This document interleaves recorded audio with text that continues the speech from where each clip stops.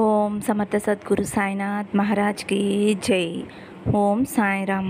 మన బాబా కుటుంబ సభ్యులందరికీ నమస్తే అండి. మీ అందరిపైన షిరిడి సాయినాథుని ఆశీస్సులు ఉండాలని, మీరు ఎప్పుడూ క్షేమంగా ఉండాలని మనస్ఫూర్తిగా కోరుకుంటున్నాను. ఫ్రెండ్స్, మీకు ఎటువంటి కష్టాలు సమస్యలు ఉన్నా సరే ఒక్కసారి గురువు గారిని కాంటాక్ట్ అవ్వండి. శ్రీ షిరిడి సాయిబాబా ఆశీస్సులతోటి గురూజీ శివరామరాజు గారు జ్యోతిష్యం చెప్తారండి.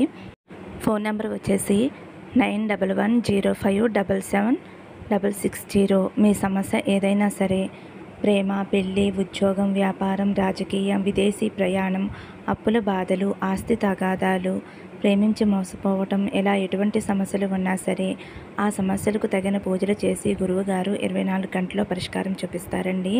రీసెంట్గా అయితే మాకు తెలిసిన వారు ఈ గురువుగారికి చూపించుకున్నారండి. వారికి ఉన్న అనారోగ్య సమస్యలు అనేవి తొలగిపోయాయండి. గురువుగారు 24 గంటల్లో పరిష్కారం చూపించారు.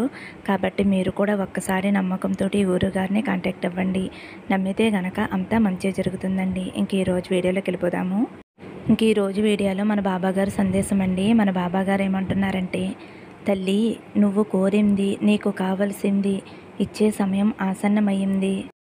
వెంటనే నన్ను తాకు తల్లి, చూడగానే విను తల్లి అని అయితే మన బాబాగారు అంటున్నారండి. మరి బాబాగారు ఏం చెప్పబోతున్నారో ఆయన మాటల్లోనే తెలుసుకుందాము. చిన్న రిక్వెస్ట్ ఫ్రెండ్స్, మన వీడియోస్కి అయితే ఒక చిన్న లైక్ ఇవ్వండి. మన బాబాగారు ఏమంటున్నారంటే, నన్ను తాకిన నా బిడ్డ ఎవరైతే ఉన్నారో, తల్లి, ఇంక జరగనే జరగవు అనే మాటకి అసలు చోటు లేదమ్మా. నీకు కావాల్సింది నేను ఇవ్వటం లేదు అని ఆలోచించకు. నీ ఆలోచనలను బట్టే ఈ ప్రపంచంలో అన్నీ జరుగుతాయి. నీ ఆలోచనలు బాగుంటే నీకు కావలసింది నీకు చేరుతుంది.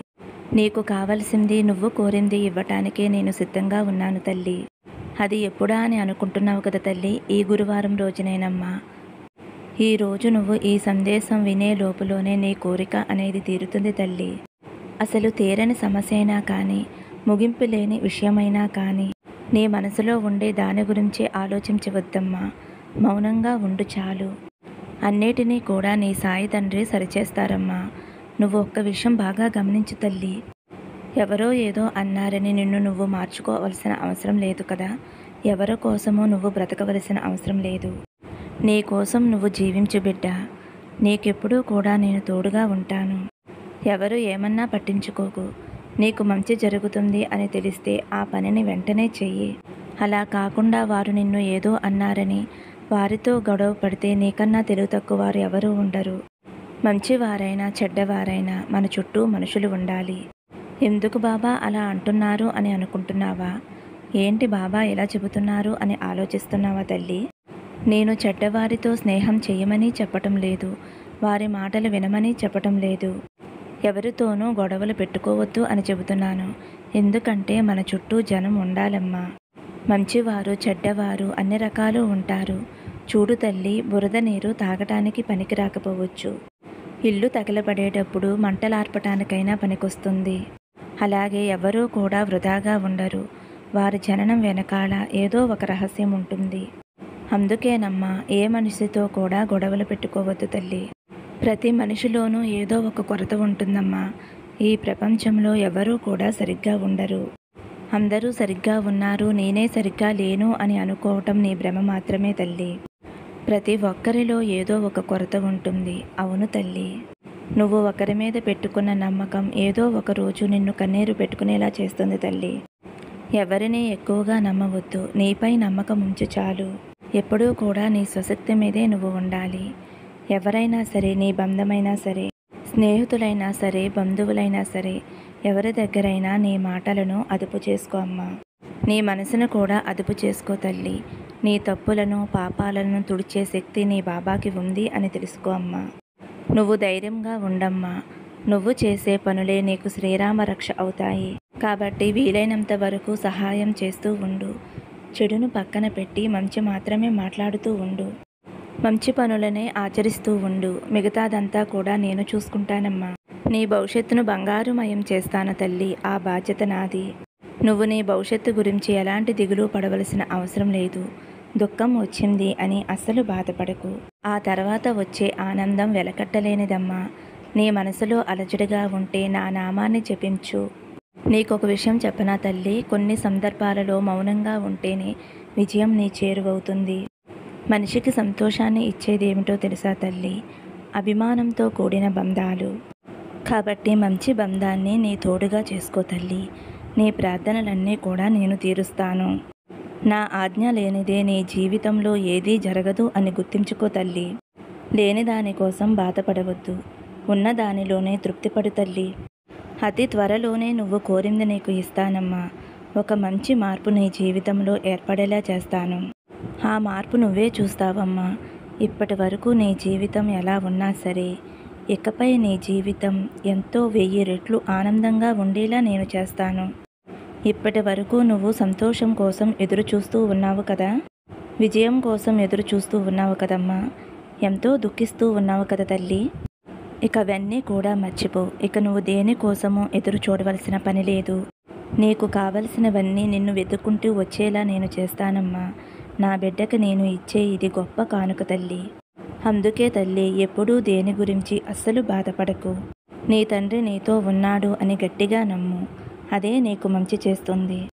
అతి త్వరలోనే నీ జీవితం మారుతుంది తల్లి. ఇన్ని రోజుల నీ నిరీక్షణకి ఒక గొప్ప అదృష్టం నిన్ను వెతుక్కుంటూ వస్తుందమ్మా. నీ జీవితం బంగారుమయం అవ్వటానికి నేను నీ కోసం ఎన్నో అవకాశాలు పంపిస్తాను తల్లి. కాస్త గమనిస్తూ ఉండు. ఒకవేళ నువ్వు వినియోగించుకోకపోతే మరలా పంపుతాను. మరలా పంపుతూనే ఉంటాను. నీ జీవితం మారేంత వరకు కూడా నా సందేశాలు నీ కోసం చేరుతూ ఉంటాయి తల్లి. వాటిని సద్వినియోగం చేయటానికి ప్రయత్నం చెయ్యి. ఎక్కువ సమయం తీసుకోవద్దమ్మా. నువ్వు ఎప్పుడైతే నా సందేశాలను గమనించి వచ్చిన అవకాశాలను అందిపుచ్చుకుంటావో తక్షణమే నీ జీవితం మారుతుందమ్మా. ఎవరైతే తమకు వచ్చిన అవకాశాలను సరైన సమయంలో ఉపయోగించుకుంటారో వారు విజయం తప్పకుండా సాధిస్తారమ్మా. నేను నీకు చాలా అవకాశాలు ఇస్తున్నాను తల్లి. నువ్వే గమనించటం లేదమ్మా. ఒక్కసారి మనసు పెట్టి చూడు తల్లి. నీకు ఏదో ఒక రూపంలో నీ సమస్యకి పరిష్కారాన్ని చూపిస్తూనే ఉంటాను. జాగ్రత్తగా ఆలోచించి నీ సమస్యకి పరిష్కారాన్ని తెలుసుకో తల్లి. విజయాన్ని సొంతం చేసుకో. నీ బాబా తండ్రి ఏ మాట చెప్పినా కూడా నీ భవిష్యత్తు కోసమే చెబుతారు అని గుర్తుంచుకో తల్లి. అందుకేనమ్మా, ఏ మాట విన్నా సరే శ్రద్ధగా విను.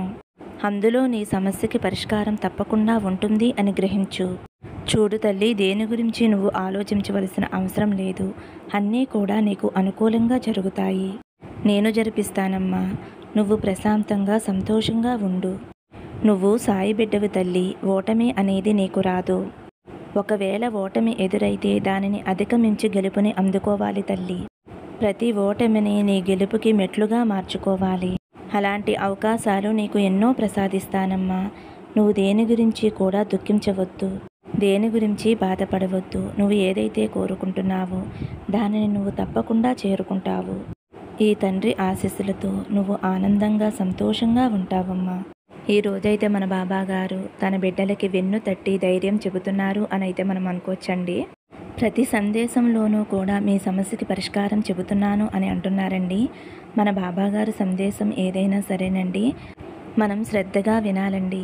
ఒక్క సందేశమే కాదు, బాబా గారి నోట్లోంచి వచ్చే ఏ మాటైనా సరే, సచ్చరిత్రలో చదివే సందేశాలైనా సరే, ఈ వీడియోల ద్వారా వచ్చే సందేశాలైనా సరే కొంచెం శ్రద్ధగా వింటే అందులో తప్పకుండా మన సమస్యలకి బాబా గారు పరిష్కారం చెప్పే ఉంటారండి. ఎవరో కూడా ఊరికనే బాబా గురించి మాట్లాడరండి. అది ఆ తండ్రే పలికిస్తారు.